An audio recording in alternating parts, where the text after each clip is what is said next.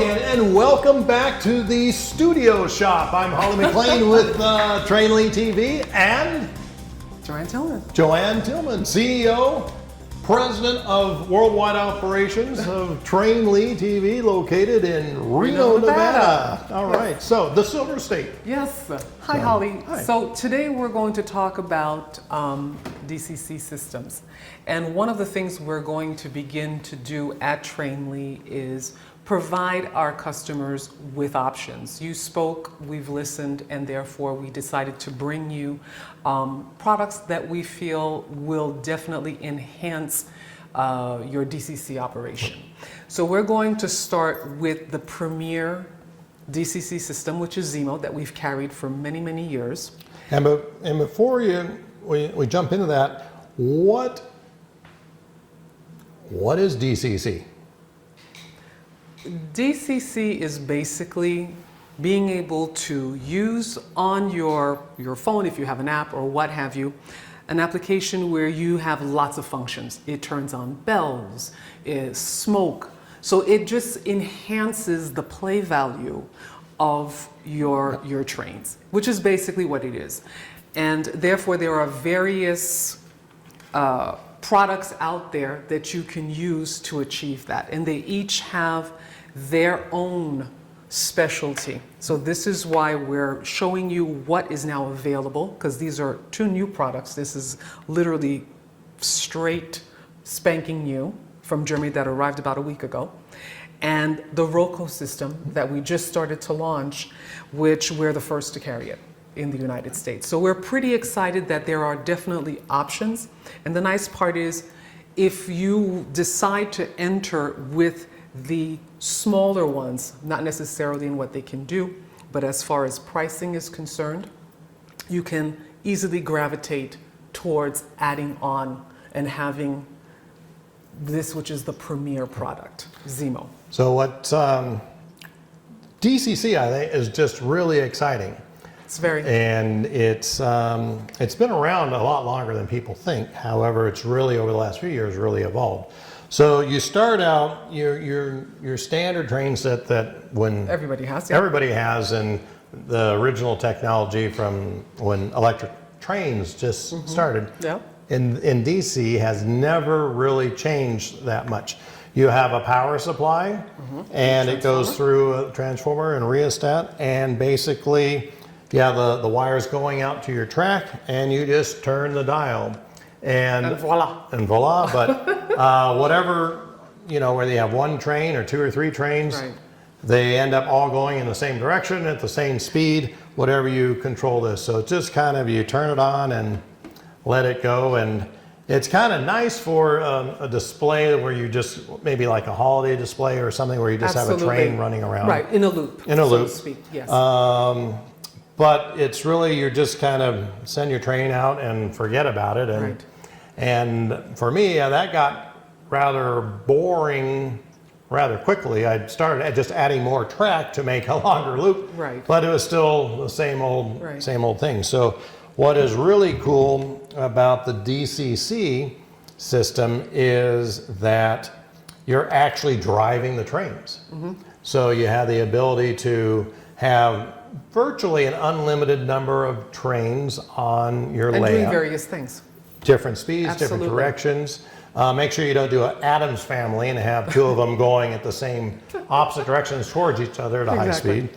But yeah, there's so many things. You can control the lights, you can control the sounds, you can control the route in which way the train goes by the turnouts. And they even have DC little modular units that control things, animate things that aren't on your track, sounds and buildings and bridges. Which is why it's so exciting. Yeah, it's really, it goes from an extremely limited, simple deal to the sky's the limit on what you can do with your trains. Brings whole new life to your train set. Well, yes, I think it also becomes more true to life. Yep.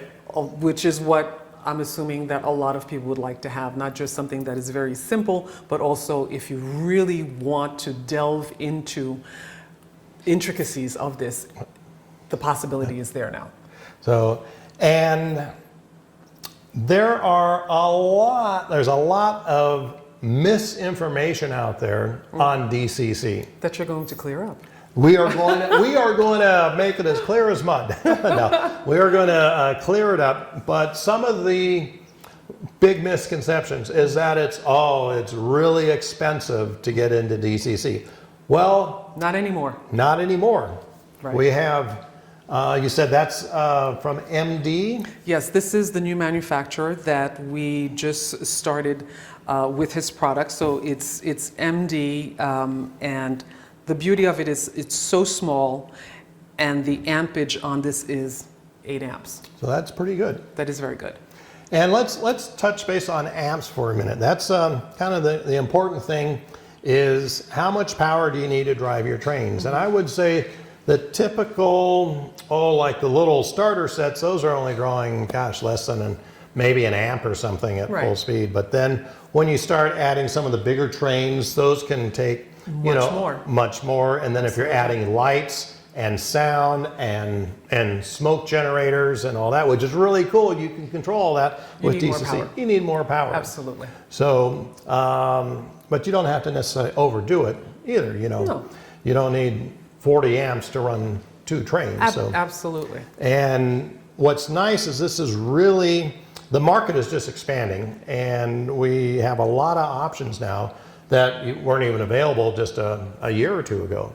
True. So we went, I remember last year we went to Germany and met with some of the manufacturers and kind of lobbied and convinced them to come out with some other variations. They were doing it DCC in smaller scales, and I said, you need to help us with the G scale. And lo and behold, they responded. They did respond. So this technology has been around a long time.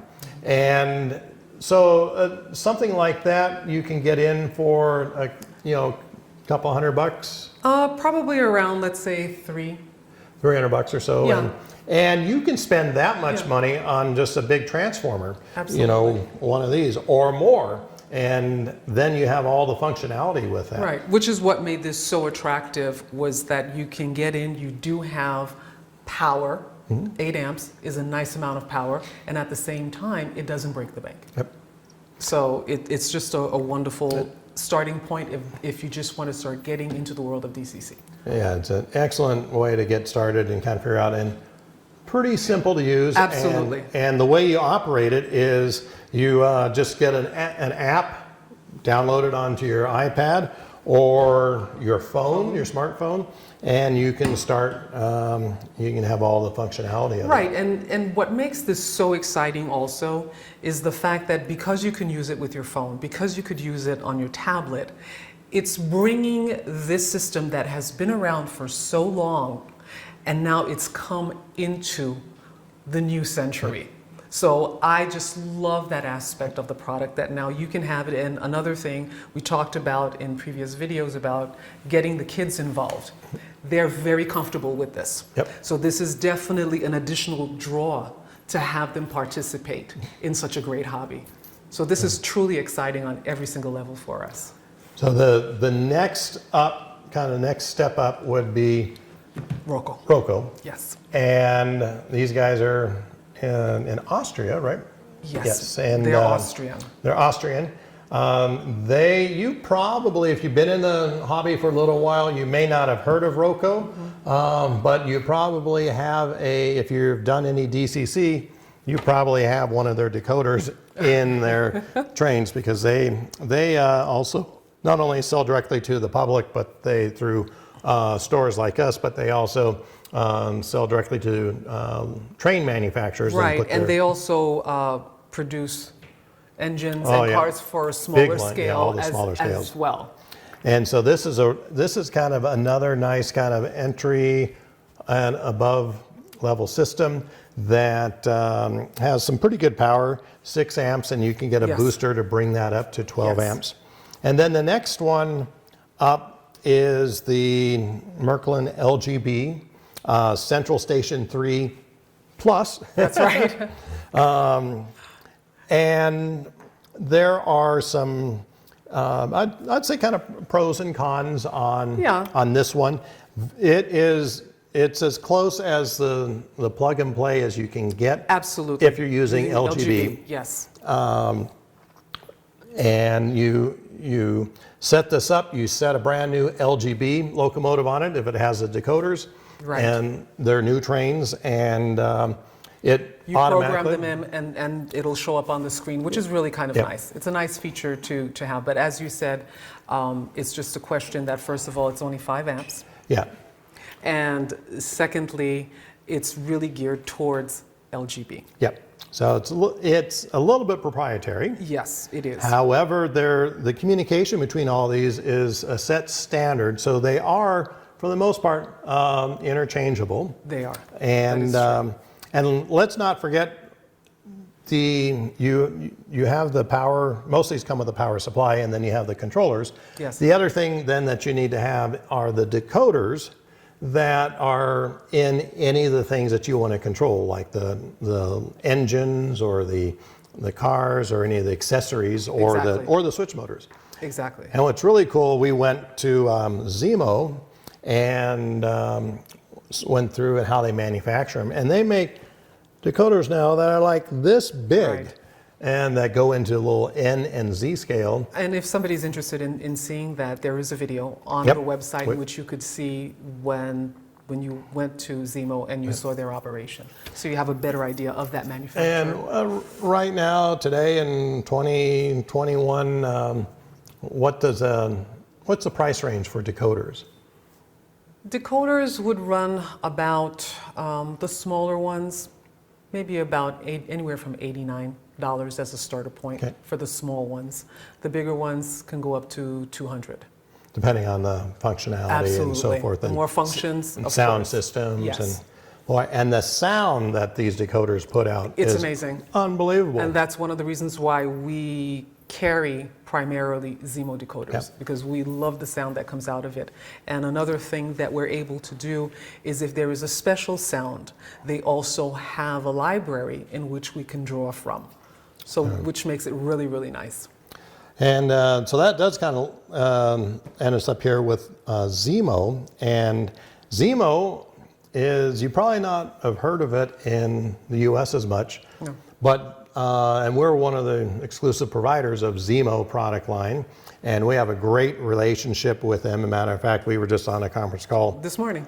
with Yes. them, and we've been to their offices and factories and know Dr. Ziegler and the rest of the crew there. And it's a wonderful company, and you should. We did a couple of videos on them, and so check that out. And they were the first ones to come to the market. Been around a long time. I think it's They like, have been. how many, 20, 40 years, almost Yeah. 40 years doing this. And they showed us their little museum of the very first, the decoders were bigger than the trains, but, Things have but evolved. they have evolved. And so this is kind of like the granddaddy, the Rolls The Royce. Rolls Royce of the line. Of the Absolutely. line, bar none anybody out there. Yes. And you go in Europe, and Zemo is, if you're in the hobby, It's like a family name. It's family, everybody knows it, Yeah. and they're known for being the inventors of this technology, and their quality and their ability to customize and miniaturization. And when you compare their decoders and stack them up to the other ones, the functionality and the technology and the communication Yes. is bar none.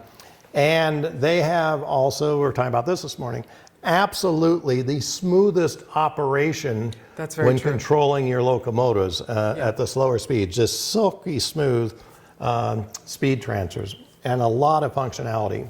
So, and they start out, this here is the MX-10, and then after talking with them, we convinced them we need a little bit more of an entry-level one, or for Right. smaller sets, and so Which they have come out with. and that's the MX-10 EC. That is absolutely correct. And so those are, this one's 12 amps, and this one's 20. Yes. Now, a lot of misconceptions like, this one is not inexpensive, but if you're, What you can do with it is just unlimited. Right. Unbelievable.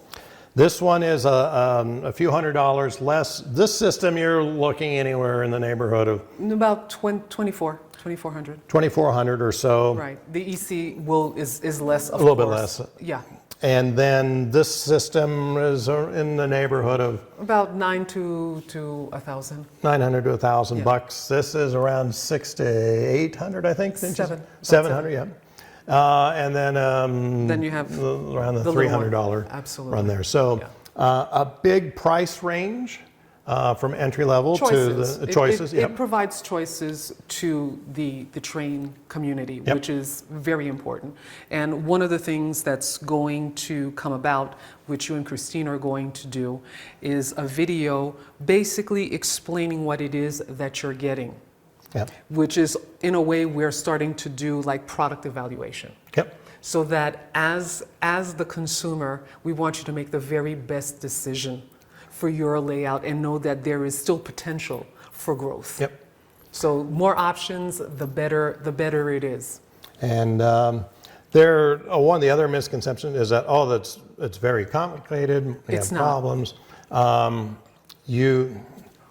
There's a big span on that. Right. This one is super easy. It's almost plug and play.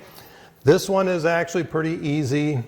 But once there you is a understand. learning curve. There is a learning curve For sure. on that. And these two are a little bit more on the easier side. But Yes, definitely. It's just all the functionality and Yes. and flexibility with these systems.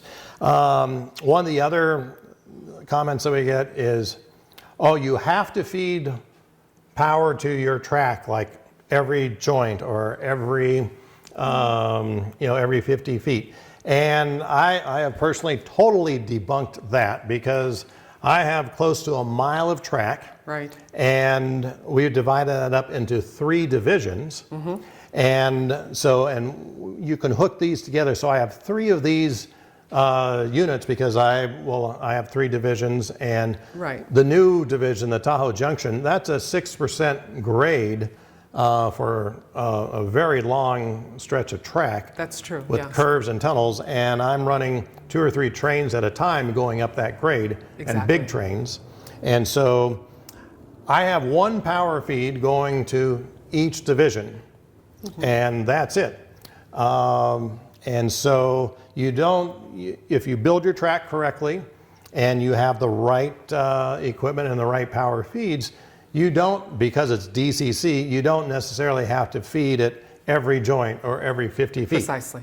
If it's done well, you can, depending on your layout, you can just do it with 1 or 2. Right, and that's one of the reasons why when we talked about track, we said how important it is. The very first thing that you need to do once you decide to go outside is that you have to invest the time in doing it properly. Yep. Because once that's done, everything else will begin to flow seamlessly and you won't have as many issues as you have. And you've just pointed the fact that you really don't need all of that. Yep. Another big misconception about DCC is that in order to run DCC correctly, you have to make sure that your track is as clean as possible, cleaner than cleaner than a DC operation. Right. That's totally false. Okay. If you have dirty track, a DCC system is going to work exactly the same as a DC system. Just because, if your track is dirty, it's not going to get... It doesn't make it fussier. Yeah, DCC doesn't make it fussier. It's the exact same thing. So yes, you do need to have clean track, whether you're running DC or DCC. Well, absolutely. But that's the other thing is that the track that Trainli has is that nickel-plated brass track. With the conductivity that you have. So yeah, brass conducts electricity the best. If you're running battery power in your trains, it doesn't matter what you're using. But there are sometimes limitations to that. You have to charge your batteries. You have to replace batteries. If you want to expand your enjoyment and your functionality and what you can do with your layout, definitely give us a call and we can talk to you about DCC. Do not be afraid of it. Once you get it, it's like anything new, once you get it and you understand it and you do it correctly, it becomes your best friend. Oh, it's amazing. Like I said, we have thousands of feet of track here. We run our trains year round. It's as long as there's not too much snow on the track. But then you have the snowplow. We have the snow plow. So we go from temperatures over 100 degrees Yes, to freezing and snow and rain and dust and all that stuff, and deer and bear. And we have a great roadbed. We put on the nickel-plated brass. Yes. And that literally has virtually zero maintenance on cleaning it. We literally just wipe it off a couple of times a year, and the trains will run trains all day long. Right. And like I said, I'm all for running trains, not fiddling with trains. Absolutely. So. I mean, I think that eventually DCC is the way to go. Yep. Once you do that, you'll absolutely love it. And I would say that we probably have the largest selection of DCC systems and components. And also, I'd venture to say we probably are one of the top most knowledgeable stores around when it comes to Absolutely. the technical aspects of this and the DCC. And Yes. matter of fact, other than that one being brand new that we're starting carrying, I literally I'm running this system, this system, this system, and that system all the time, all year round. We love them. Once you try it and you figure it out, But you're going to really like it. You're just going to go. It's like going from a black and white TV To to an IMAX theater. That's right. On what you can do with these things. So. That's absolutely true. So stay tuned for the videos explaining and showing exactly what each of these systems will do, and give us a jingle and let us know what you think. Yes, and please like us on Facebook, follow us on YouTube, Instagram, all the social media sites. And if you have any questions or comments or any other suggestions, please email me at Hawley, Hawley, at Trainli.com. And we're happy to hear from you guys. Once again, I'm Hawley MacLean. I'm Joane Tillmann. And thank you so much so much for watching.